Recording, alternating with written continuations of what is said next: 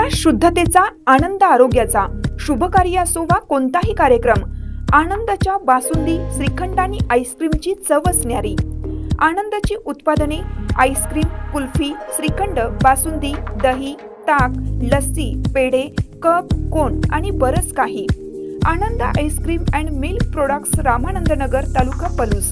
संपर्क 90 11 30 93 99 99 75 57 16 86. कराडसाठी 90 11 16 93 99. हुतात्मा कारखान्याचा दूध संघ करू नका. असंतुष्ट घटकांकडे कारखान्याचे अस्तित्व धोक्यात. वैभव नायकवडी. हुतात्मा साखर कारखान्याचा हुतात्मा दूध संघ करण्याचा प्रयत्न काही असंतुष्ट घटक करत आहेत. घरगुती भांडण रस्त्यावर आणून या मंडळींनी कारखान्याला वेठीला धरला आहे.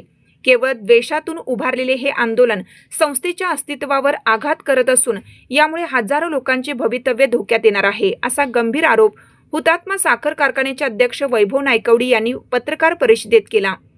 नायकवडी यांनी दूध संघाच्या दुरावस्थेवर बोट ठेवत सांगितलं की एकेकाळी 1 लाख लिटर दूध संकलन असणाऱ्या संघाचे संकलन आता 20,000 लिटरवर आलं आहे. सभा 4-4 वर्ष होत नाहीत. कामगारांचे पगार आणि उत्पादकांची बिले वेळेवर दिली जात नाहीत. अशीच अवस्था हे लोक आता कारखान्याची करू पाहत आहेत. कारखान्याने नेहमीच ऊस बिले, पगार आणि बँकेचे हप्ते वेळेवर दिले आहेत.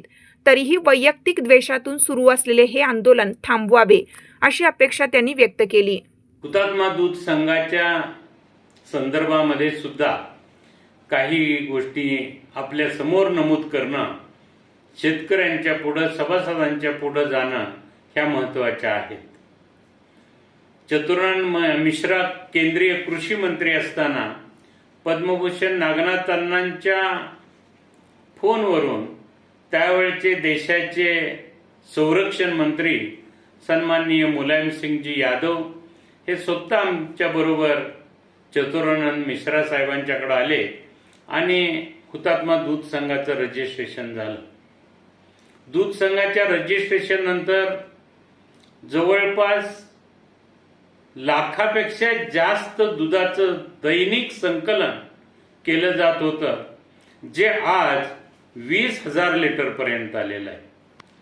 कर्नाटक राज्यामधील बेळगाव जिल्हा आणि महाराष्ट्रामधला सांगली आणि सातारा जिल्ह्यामधून आपल्या दूध संघाकडे दूध संकलन होत होतं. 4 चिलिंग सेंटर सुद्धा या दूध संघाची आपण सुरू केली होती.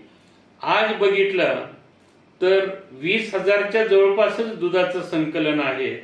आतनीचं चिलिंग सेंटर जे आहे ते विक्री केले ते जागेचे आणि ते सगळे, आणि त्याच्या पुढचे व्यवहार काय झाले मला कल्पना नाही. त्याचबरोबर वडगाव हवेली आणि शिडगेवाडी फाट्याचं जे चिलिंग सेंटर आहे ते सुद्धा बंद असलेल्या अवस्थेमध्ये आहे.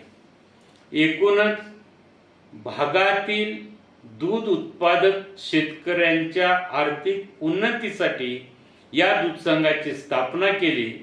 मात्र आजची परिस्थिती जर बघितली तर 20,000च्या जवळपास जे दूध आहे आणि त्यामध्ये सुद्धा भागातलं दूध अगदी कमी आणि गवळ्यांचे दूध हे जास्त आहे.